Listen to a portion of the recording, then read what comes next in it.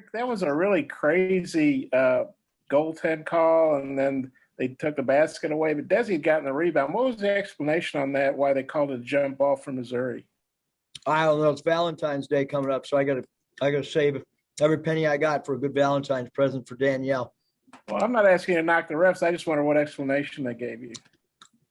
Well, when the ball got legally blocked, that's when it's dead.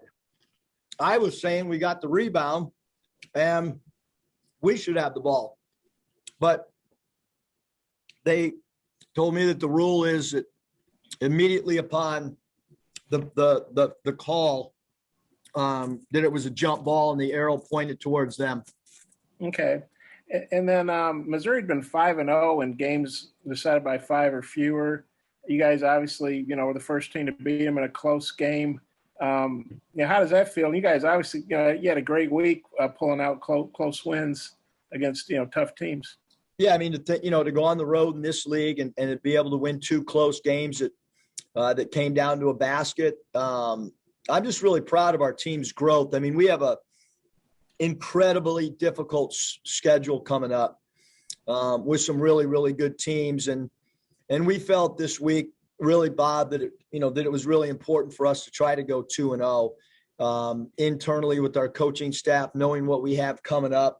Even though some of them are home games, we play really, really good teams. And, we also knew that this game was going to carry a lot of weight because of where they're ranked and where their net is. And we just felt like we played, so bad against Missouri, at our place. And I think our guys grasped some of the adjustments and did a good job, executing wise tonight against a really good team. And then the Hog stats, that he knows his stuff. This is the first top 10 victory on the road for Arkansas since 2006 when Arkansas beat number 10 Tennessee. It's your first win over a ranked team since becoming the coach. How big are those things?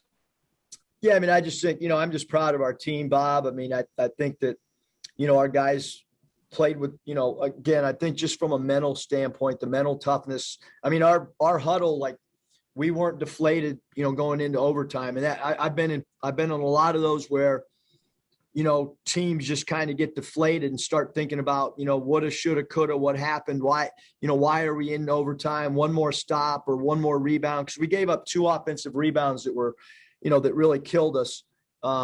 We get one of those, defensive boards and we don't go to overtime. But this is a really fun group to coach. It's a group that continues to form chemistry.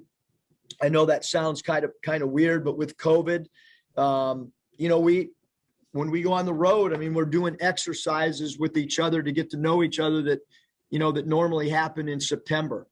And so I'm just proud that these guys continue to get closer as a group and they're having fun right now as well. I got a couple more, but I'll turn it back to Mike. Thanks. Punch.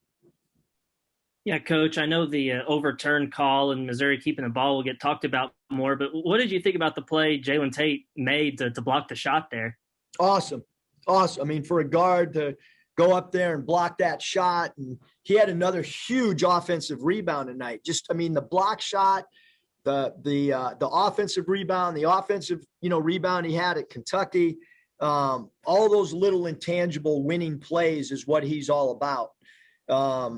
He said, like, he came over and I was trying to, give the guys some direction on what we wanted to do, whether it counted or did. And he kept saying, like, I blocked it clean, Coach. Don't worry about that. Like, I did not goaltend that shot. And that allowed us, to try to get semi-organized. But, hey, quite frankly, I thought we got the rebound. It was going to be ours. But, I mean, that rule's got to be, probably discussed at a later time because it's a tough call. And then you talked about avoiding the letdown after, maybe letting it slip at the end of regulation. But what did you think about avoiding the letdown after that call went against you and Missouri got to keep the ball? And what did you think of that defensive stop there? I thought the defensive stop was huge, Hutch. I mean, we figured, we were ready for them to get the ball, or for them to, whatever. But Tate knew that he didn't goaltend, and so it was either going to be our ball or their ball on BOB. I thought we did a good job not giving up an easy catch. We had really active hands. I'm just really proud of how hard our guys played, and that we went to the foul line, 2 more times against a team that's a high volume free throw attempt team. Curtis. Hey, Coach, I wanted to ask you about Moses there in the last minute 20 or so of overtime. I mean, his ability to go up there and knock down those free throws. He had an assist, I think, on Devo's layup. He got the steal on Missouri's extra possession there. What'd you think about all that? Moses is an incredible player. He continues to grow. He continues to gain confidence. Look, we have not run one pick and roll with Moses handling the ball. When we needed a basket, I put him in pick and roll for the first time all year as a ball handler. And that's growth in his game. But we want him going to the foul line whenever we can in a late game situation. I thought he did a good job when he secured the defensive rebound, just kind of held it so that he was the guy that went and got the FTAs. And me personally, I wasn't even watching, I don't think, when he shot, because I just assumed he was making them both. And then obviously the first time out against Missouri didn't shoot it too well. And then the first half tonight, you started off 10 of 30, but in the second half and overtime, you shot 60%. Can you just talk about, what kind of took the lid off the rim for you? Yeah, we added 2 pick and roll offensively where we run a little brush screen instead of just running a stationary pick and roll.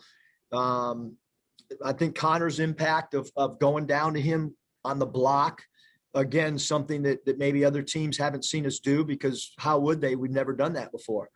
They put a guard on him, and it was,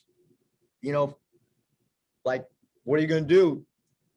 Truth or dare? You're going to throw it in there, or you're going to let him keep roaming roaming out on the perimeter when they have a guard? And we threw it into him, and like I said, ran a play that about 4 straight times that we have not run one time this year. We had a diagram in a timeout, a 5-down play where everybody's on the weak side, and Moses tries to throw an entry pass into CV, and he just goes to work. And we ran some good split cuts out of it, and he made a couple good reads. And then he had an awesome jump hook that he's been working on.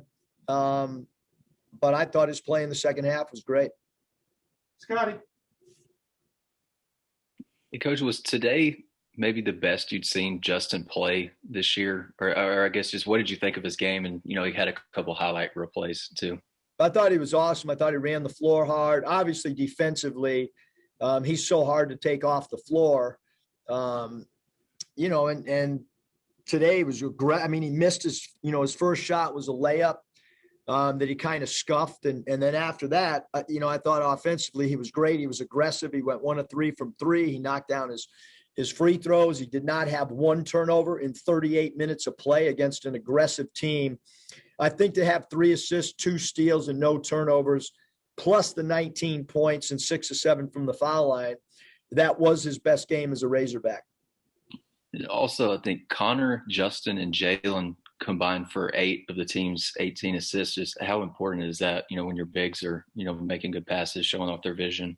Yeah, we play through those guys a lot. We kind of have all year. We ran a little bit of our open offense, which is a 5-man passing game, because they deny a lot. We wanted to try to alleviate some pressure by using some backdoor cuts, even if we didn't, score on the backdoor cuts. And Connor and Justin, and Jaylen, those guys are really, really, really good passers. Jaylen Williams, great vision and really unselfish, as is Connor at that 5 spot. Troy, final question, please, for Coach. Yeah, Coach, the last time you guys saw Missouri, it seemed like Jeremiah Tilmon was the X factor, scoring 25 points. What was it like to play a Missouri team without him on the floor today?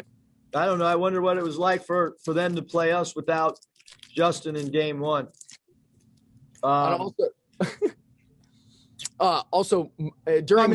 Tillman's a great player, Troy. Like I think he's one of the best centers in the nation. Obviously, they missed him. He's a threat on pick and rolls. He's a dynamic roller. He's a great rim protector. Hopefully everything's all right with him and his family. Our thoughts are with his family because he's a great player in this league. And Coach Martin and his staff have done an incredible job developing him. I mean, to think the growth that Tilmon has had in his game is amazing. And I've only been in the league a year and a half, and just his growth in the last year and a half has been awesome to see. And normally coaches keep their shirt on during the post-game celebration, but it looks like you've been working out, Coach. I'm trying, but these Jolly Ranchers are killing me. Thanks, guys.